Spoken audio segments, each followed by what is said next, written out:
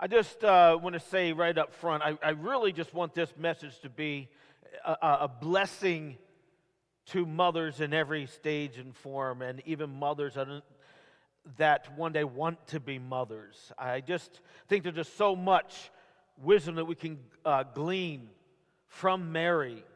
And the Bible is not necessarily silent. There's a lot of things that we can glean from. We're going to do that. But I think that it's okay. I don't normally gear specifically a message always to on Father's Day for dads or for on Mother's Day today, for moms. But today I felt very led by the Spirit for a few weeks now to do just that.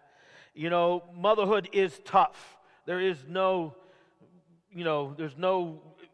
other way to say it. It is tough. And in this day and age, with all the attacks that go on, it's amazing. It's tough to be a parent. It's tough to be one that raises kids from single parents trying to hold a job and raise their children, as well as moms that are staying at home and trying to make the best home possible for their kids to grow up in. In every walk and shape and form of life, God values what you do in the home. I think about Theodore Roosevelt, a quote that he said, and before I get into everything, I just wanted to say what he had written down, and I read this, and I just thought it was very powerful. Many years ago, it impacted me, and I hope it's a blessing just for those that are hearing it. Theodore Roosevelt said this: when all is said, it is the mother, and the mother only, who is a better citizen than the soldier who fights for his country. The successful mother, the mother who does her part in rearing and training aright the boys and girls who are to be the men and women of the next generation, is of greater use to the community and occupies, if she only would realize it, a more honorable as well as a more important position than any man in it. The mother is the one supreme asset of the national life. She is more important by far than the successful statesman or businessman or artist or scientist. You have an opportunity to shape lives, and it's amazing. Well, there are several places in the New Testament where we find accounts of the interaction between Jesus and Mary. And Mary, being a mother, you think about everything she went through. In her entire life, there's a lot that speaks to each and every one of us. Just giving birth in the least ideal conditions. Then having to know that Herod is wanting to kill your son. So they flee to Egypt. There was a lot of stress, especially in the very early days. And then as Jesus gained in popularity, there was a lot of popularity as well. But her life would be impacted all the way throughout his life. And so when they came to take him, she would feel that as well. Now, I always want to say, as we take a look at this, especially when we want to take a look at someone other than God or Jesus or anything else, I think it's important that we understand that when I say we aren't deifying anyone, I think that's important to say that. But we are gleaning lessons that we can adhere to our own lives. And I like what the Apostle Paul said in 1 Corinthians 11:1. He says this: follow my example as I follow the example of Christ. And there's a reason why God made sure that there were certain men and women that made it into the Bible. Sometimes it's because of their failings. We see that. Sometimes it's because of their successes and everything in between. But we learn how God is in the midst of all of it. And so the first thing I would like to say is this: never weary in your pursuit and obedience to God. It matters to your children. It is sacrificing self for your family. In Luke 1:35-38, it says this: the angel answered, the Holy Spirit will come upon you, and the power of the Most High will overshadow you. So the Holy One to be born will be called the Son of God. What a great revelation to be given. I am the Lord's servant, Mary answered. May it be to me as you have said. Then the angel left her. And it's interesting when you take a look at this. when you see what's going on, she is obedient to exactly what God says. And I think that's very important, that we need to be that kind of obedient. And it matters to our children, too, how we are obedient to God. And the things of God in our lives speaks more volumes to our children and our actions than it does by just going and just saying it, never doing it. Just say, hey, listen, may it be to me as you have said. Mary didn't complain to God, about the situation, about what was happening. She took it in stride. She accepted it. And that was that was something very important in those days, because we've talked about this. And every Christmas we talk about the virgin birth and everything that takes place. What she would face and the jeers and the rejection of her own community. Thinking that, listen, there's no way that she could go on her own without a child. I mean, what did Joseph and Mary actually do, right? But she trusted God as he asked, and she did what he wanted. It was just simple obedience. There's a reason why God chose Mary out of all the women and out of all the time in history. There's a reason for it. That's just the way it is. But it speaks volumes for us to be in simple obedience to God, because that will speak volumes to our children as well. The best way to teach your children to be obedient to Jesus is for them to find us being obedient to God. Amen? Proverbs 31:30 says this: charm is deceptive and beauty is fleeting, but a woman who fears the Lord is to be praised. Never stop fearing the Lord. Allowing yourself to be obedient to Him. Yes, it's going to be sometimes we're going to have to sit there and say, yes, I have to be selfless at times. But God sees those sacrifices, every one of them that are made for Him. Godly parents, train your children to be obedient. If your children won't learn to be obedient to us, they will have a hard time being obedient to God. They will have a hard time even growing up and respecting authority. I honestly believe that. In Proverbs 31:28, it says this: her children arise and call her what? Blessed. The children arising will call you blessed. And when we think about blessed, isn't how secular terms use blessed. We're talking about someone who is blessed of God. And you are blessed of God as you follow God. And He blesses you. And your children will see this. And your children will say, you are blessed. There's an old proverb that says, an ounce of mother is worth a pound of clergy. I believe that. I really do. To be able to learn the lessons from God in the home day in and day out will speak greater volumes than anything I can ever say one time on a Sunday morning. Your life matters. It means something. It's interesting. In the ancient world, rubies were called the king of precious stones. You can even look that up. You can Google it, but do it later, okay? In Solomon's writings, in Proverbs in particular, he used the ruby to compare it to the value of other things. And two things are specifically more precious than rubies. The first is found in Proverbs 8:11, and it is wisdom. For wisdom is more precious than rubies, and nothing you desire can compare with her. So wisdom is more precious than rubies. And the second one is found in Proverbs 31:10. A wife of noble character who can find? She is worth far more than rubies. I want you to understand the value that you have in God. I want you to know that God values you, values your input, and you have so much to say in the home. God loves you, values you, cherishes you, and your children will rise up and call you blessed. Another thing that we see is that don't allow the tough times, the seemingly impossible situations of life get in the way of you cherishing your children. That's a trick of the enemy, to get us so busy with so many things that are going on, to get us so, preoccupied with tough situations, things that are really seemingly important, but maybe not so much, where it gets in the way of us cherishing our children. In Luke 2:16 and 19, it says this: "So they hurried off and found Mary and Joseph and the baby who was lying in the manger."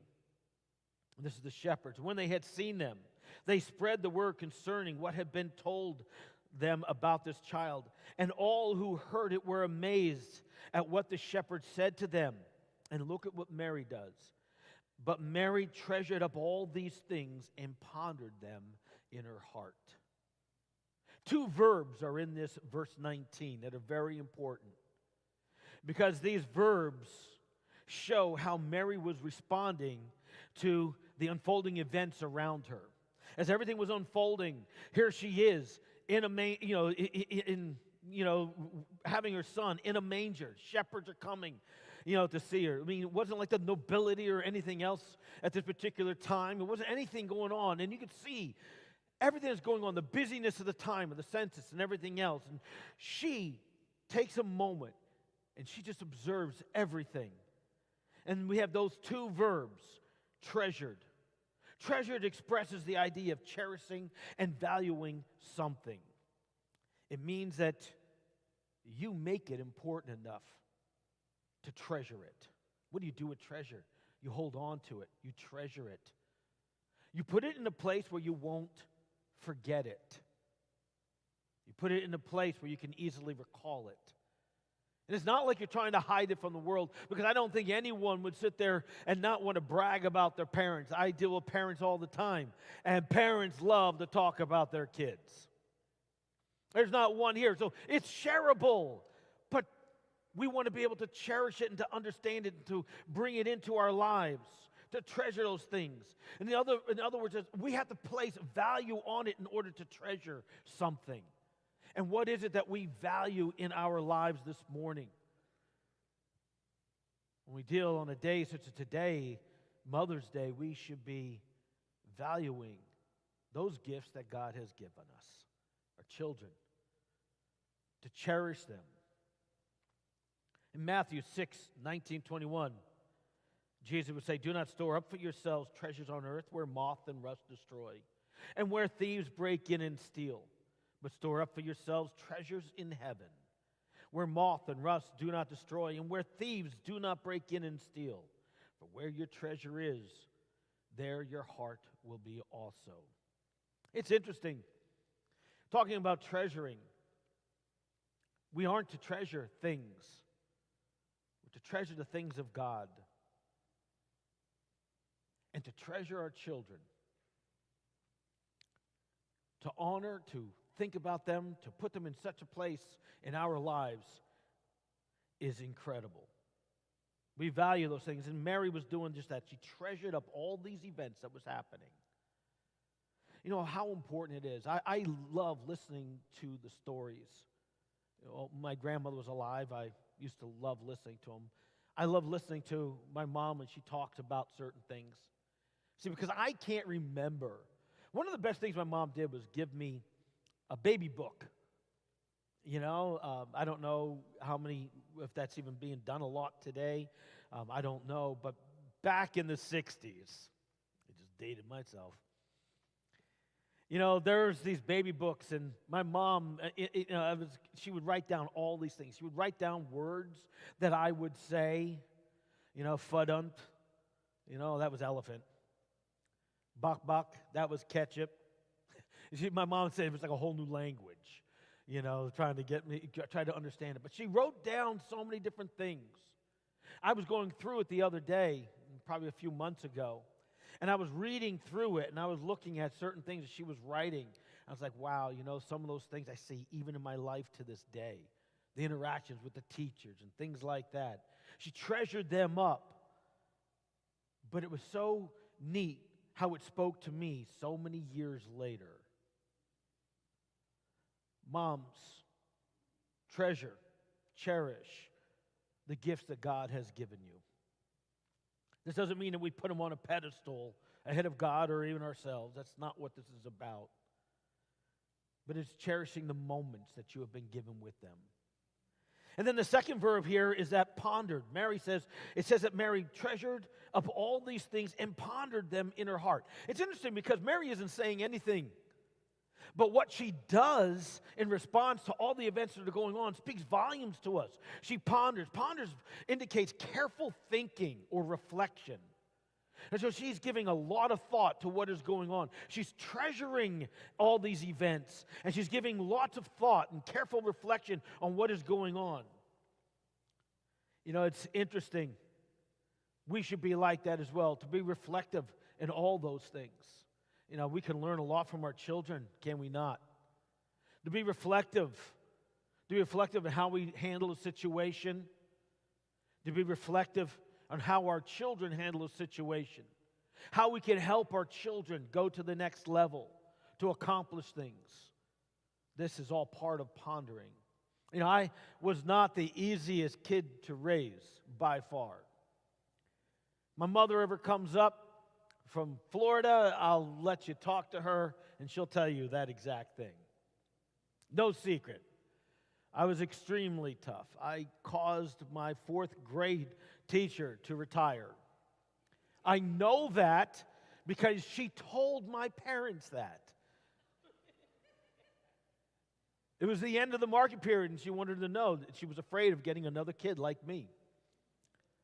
I kid you not, I got a note sent home every single day of school. There wasn't a day, and the worst part is they made me carry it home. It's not like they called her or called my parents or anything else like that. They would just write these notes and I would go home. And it was like I had a routine. I'd go to school, come home, get a beating, get another punishment. This is what it was. That was every day. And it took a lot, and that was not easy. I was extremely hyper. Never stopped. My mom said I never slept. It was every single night, and it just was what it was. Raising kids isn't always easy. Having a kid like me is, I pity you if you have one. But the point is this: it's not easy in this world. And we can get so caught up in so many different things that we forget to cherish them, even in the difficult times. While kids may create some problems for us, our kids are not the problem. That's one thing we have to understand.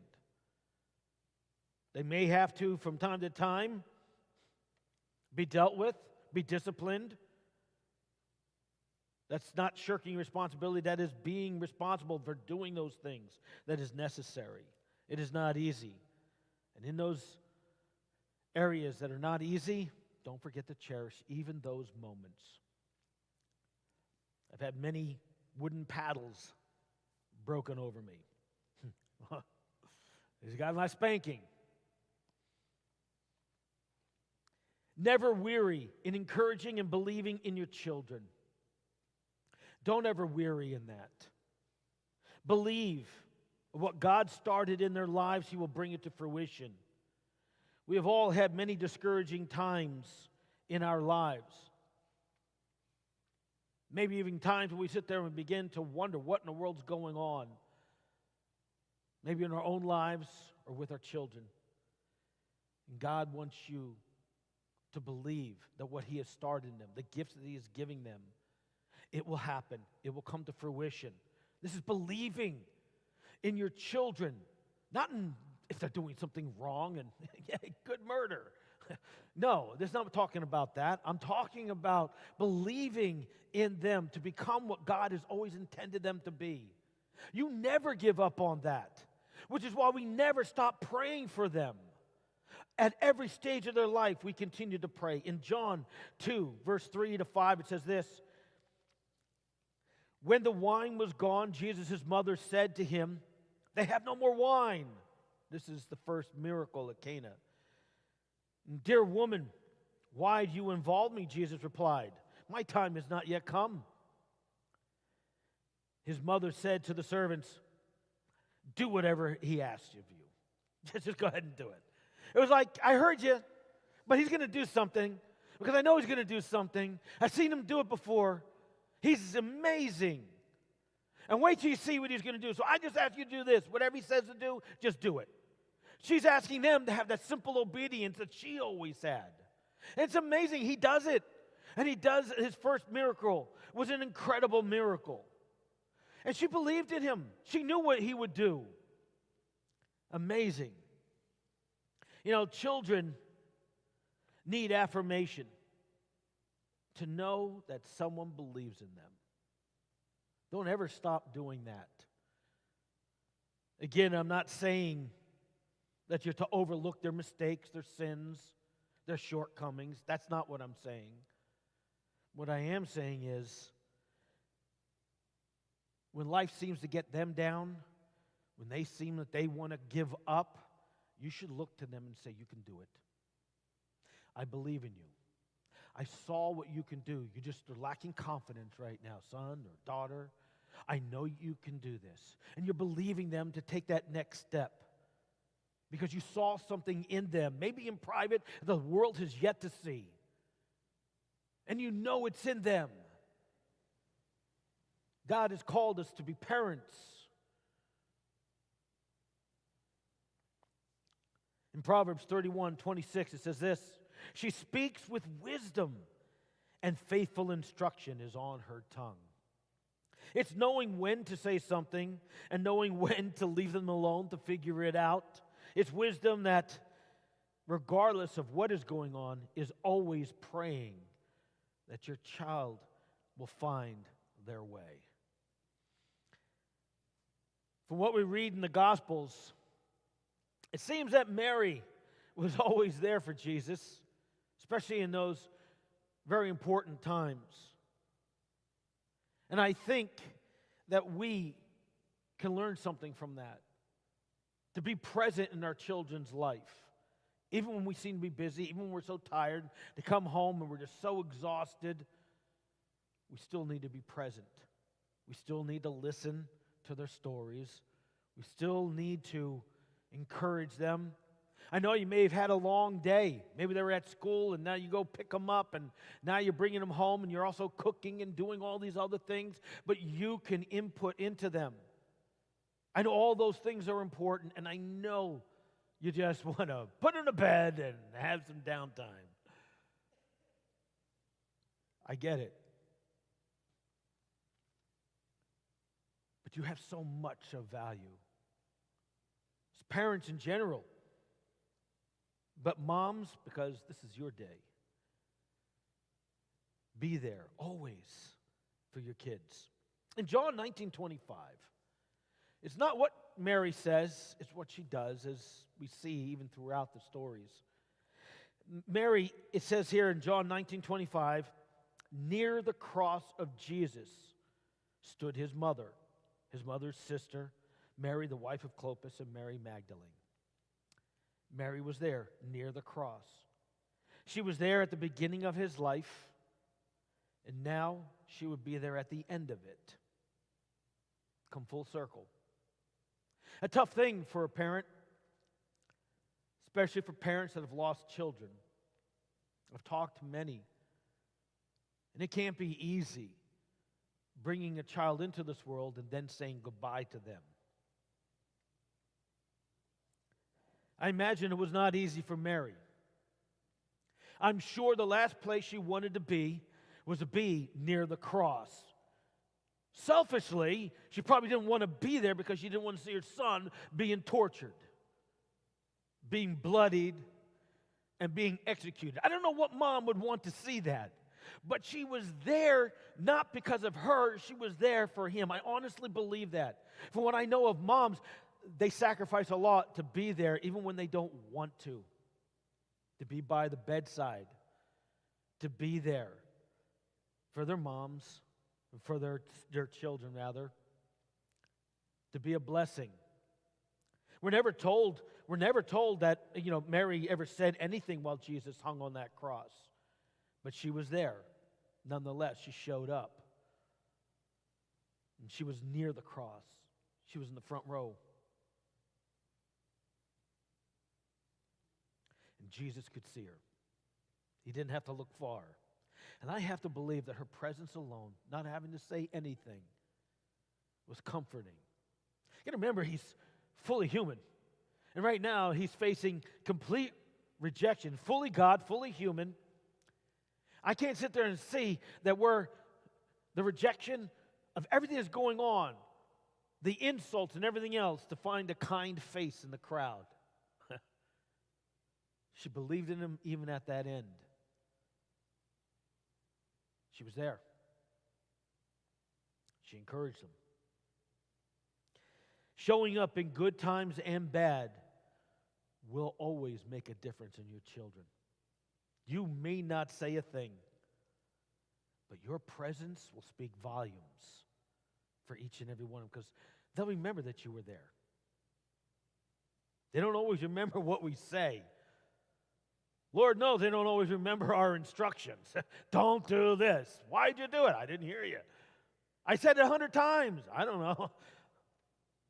But they will remember that you were there. They will remember. They may not always remember every conversation around the dinner table, but they will remember that you provided, that you cooked, whatever it may be. They'll remember those things. Be present. Be present. And don't ever underestimate your presence in their lives. And the last point I want to make is this, and it's really not for mothers. It's for the rest of us. We are to take care of our mothers and the wives in our lives. In John 19, 26, 27, it's interesting. After mentioning that Mary was near the cross, right there, we read and pick it up in 26. When Jesus saw his mother there and the disciple whom he loved standing nearby, he said to his mother, "Dear woman." By the way, this is the same phrase he would use, woman, not mother, even though the Bible said he was, that was his mother. He never referred to her as that we have, just as woman. Interesting. But he does take good care of her. He said, "Dear woman, here is your son." And to the disciple, "Here is your mother." And it says that from that time on, this disciple, we know it to be John, took her into his home. Even while dying on the cross, he cared for his mother. I think that's important, because Jesus, in just such few words, willingly on that cross, still takes care of his mom. The one that brought him in and the one that would see him leave. Made sure that she was taken care of. Wouldn't be just left as just a widow and no one around her.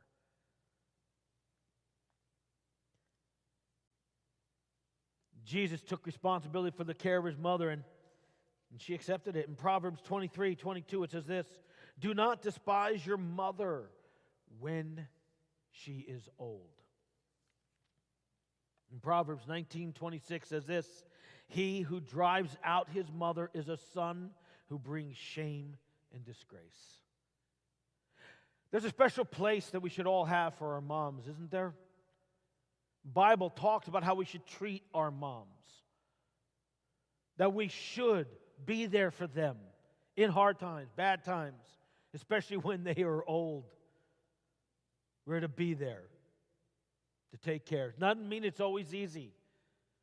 But on this Mother's Day, I want to encourage everyone here. I want to encourage you again with Proverbs 31:28. "Her children arise and call her blessed." It is my prayer, my hope, my desire that you are encouraged this morning. That you understand that God values you highly. That everything that you have done for your children and for your family has not been overlooked. But He loves you. And from my heart, I just want to say thank you to every mom who has willingly given themselves and sacrificially done what was needed. You guys are awesome. I'm going to ask one last time as we end in prayer. I want to pray for the mothers. Worship team can come. I do want to give time around the altar after, but I also wanted to pray for the mothers as well that are here today. Whether you are mothers to be, mothers that are,